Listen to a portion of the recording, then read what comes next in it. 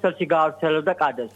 ირაკლი მამალაძე არის სუსის აგენტის 2014 არ გვინდა, გთხოვთ, ეს ბრალდებები, გთხოვთ. არა, მე მტკიცებულებებით მაქვს, ამიტომ მზადვა პირდაპირ ეთერში წარმოგიდგინოთ ეს მტკიცებულებები. 2014 წელს თვითმმართველობის არქივზე როგორ აწოდებდა სუსის კადრებს. მინდა ქალბატონ შორენა თეთრასულს შევახსენო.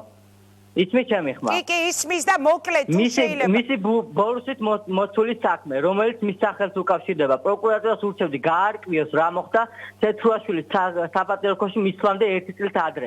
1980 წელს 2 იანვარს რატომ უკავშირდება მის სახელს 1980 წელს კი არა, შარშა რა მოხდა იმას ვეღარ არ ყოლელობის ამას და ბოლოს ყველაზე სკანდალური ინფორმაცია, რომელმაც შეიძლება საზოგადოება შოქში ჩააგდოს.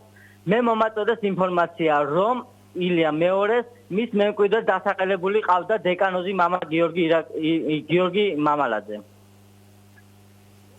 ისმის? კი, ისმის.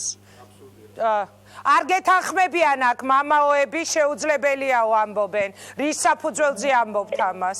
მე ეს ინფორმაცია მაქვს ერთ-ერთი საერო პირისგან და ერთ-ერთი მაღალი სასულიერო პირისგან. მე მზად ვარ ამის შესახებ დაისწრებები გავშალო პირდაპირ ეთერში ნებისმიერ ტელევიზიაში. კი ბატონო, შევეცდებით ამ თემის კვალ და კვალ რომ თქვენ იყო ჩვენი სტუმარი ვასრულებთ და ასრულებს მამაო გისმენთ ბატონო.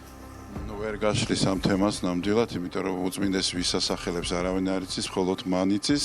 ერთადერთი რაც ვიცით, ეს არის ის, რომ უნდა იყოს სინოდის წევრი და ხარისხით ეპისკოპოსი. მას უკვე შერჩეული ყავს, დაწერილი აქვს ეს არავინ არ იცის, სავარაუდოდ უნდა კონდეს, ან დაწერს, იმიტომ რომ კარგად არის ჯერდა. რატო უნდა დაწეროს? ღმერთმა კარგად ამყოფოს, ძალიან დიდი მადლობა მინდა გადაგიხადოთ ყველას. ადვოკატმა მთხოვა ერთი ფრაზა, მხოლოდ ერთი ფრაზა და ვასრულებ რა. ძალიან სწრაფად ბატონო გიორგი. ორი სიტყვით ვიტყვი.